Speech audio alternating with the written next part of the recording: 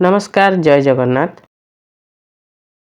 आज शोषग्राम भारी जारी नागा जमायत पड़ी अछंती 9 जण नागा जड़े महंत। नागा मानकर लंब मुछ बक्ष आवरणकारी विशाल शुश्रु बरअर परी बोझे बोझे जटा पिठी घोड़ाई पकाई अछि। समस्ते बलिष्ठ नेत्रज्योति वीरत्व व्यंजक विभूति भूषण। केही संधानी लोक निरीक्षण करी देखिले समस्तଙ୍କ देहरे अस्त्राघातर चिन्ह देखांता। संगरे मृग छाल गोटे गोटे चिमटा एवं झुली 10 जनकर 10 गोटी तटु शालबण मध्य धुनी जगाई बसी अछंती। ग्रामवासी माने साधु सेवारे व्यस्त अधिक व्यस्त पिला माने तुछाटारे पाटी करी ग्राम मझी दांडटारे धाँ दौड़ करुअछंती। प्रथम दिन रात्रि साधु माने प्रसाद सेवा करी अबा खाना खाई विश्राम करिथिले। द्वितीय दिन प्रातः काल साधु 10 जन एवं ग्रामर प्रधान प्रधान तुर्की एवं खंडायत गोटे बृहत शाल गछ मूल बसी अछंती। चतुर्दिगरे पाइक पहरा निर्जन वनरे प्रयोजनना तथा च पहरा। नागा मानक मुंड लंडा जटा समस्त भूमिसात हेलाणी। ग्रामर प्रधान तुर्की मीर कासिम पचारिले वर्तमान बाट बंद आपण माने किपरि होइले? महंत बेसी कहिले अरे तोबा आसीबार कौन बाट अछि? बालेश्वर बंदर ठारू मेदिनीपुर पर्यंत बाटरे मरहट्टा पाइक पूरी रही अछंती। स्थाने स्थाने घाटी स्थाने स्थाने खटी। बाटोई कथा छाड़ तीर्थयात्री मानकर मध्य बाट पड़ी गलाणी। मीर कासिम आपण किपरि आसिले? महंत हिंदू नागा सन्यासी मानकु मरहट्टा पाइके सम्मान करंती सेथि सकाशे आम्भे माने एही बेश धरी आसी अछु। मीर कासिम सुना जाए नागा सन्यासी माने ग्राम को ग्राम लुटपाट करि नेउछंती सेमानक उत्पातरे प्रजा माने अस्थिर। महंत प्रकृत हिंदू धार्मिक नागा सन्यासी वर्तमान ए देश रे नाहंती। डकायत माने नागा साजी देश उजाड़ करुअछंती। मरहट्टा मानक हातरु जे समस्त ग्राम रक्षा पाइथिला नागा माने से समस्त पड़िया करि देलेनी।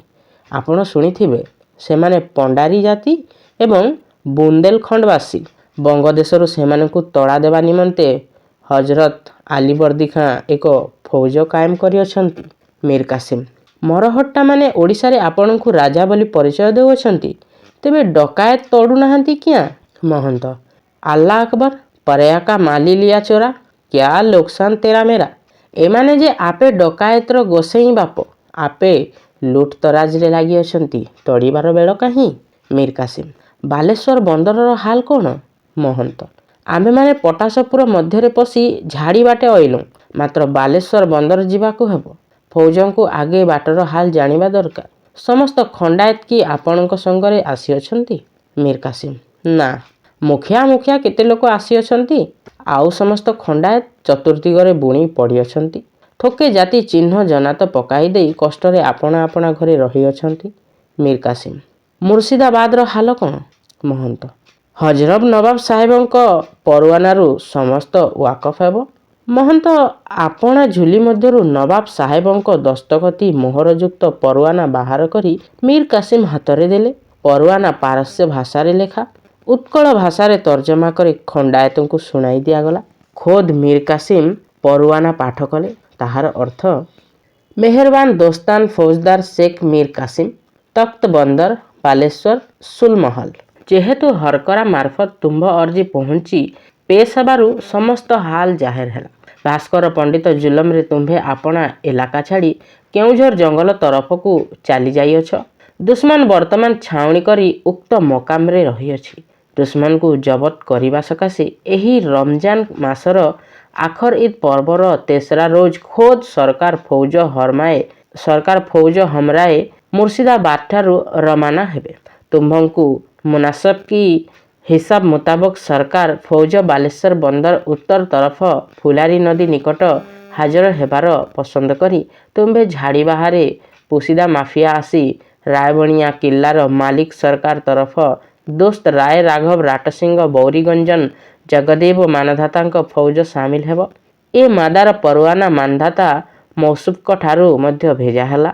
एही परवाना बाहक छद्मवेशधारी शेख शमशर खां जड़े भारी जंगी हुशियार सरकार यातमाद लोक अटंती। एमानक जवानीरू आउ आउ हाल वाकफ हेबो। इति सन 1148 रमजान महीना तेसरा रोजपीर ତଖ୍ତ ମୁର୍ସିଦାବାଦ। ପରୁଆନାରୁ ଜଣାଗଲା ଛଦ୍ମବେଶୀ ମହନ୍ତଙ୍କ ନାମ ଶେଖ୍ ଶମସର ଖାଁ ଏବଂ ସେ ଜଣେ ହଜାରୀ ମାନସରୋବର। ଅତଃପର ବାଲେଶ୍ୱର ବନ୍ଦରର ଅବସ୍ଥା ଏବଂ ମରହଟ୍ଟାଙ୍କ ଗତିବିଧି ତଦନ୍ତ ନିମନ୍ତେ ଛଦ୍ମବେଶୀ ନାଗାମାନେ ସୋସୋ ଗ୍ରାମରୁ ବିଦାୟ ଗ୍ରହଣ କରି ଭଦ୍ରକ ହବେଲି ମାର୍ଗରେ ବାଲେଶ୍ୱର ବନ୍ଦର ଦିଗକୁ ଯାତ୍ରା କରିଗଲେ।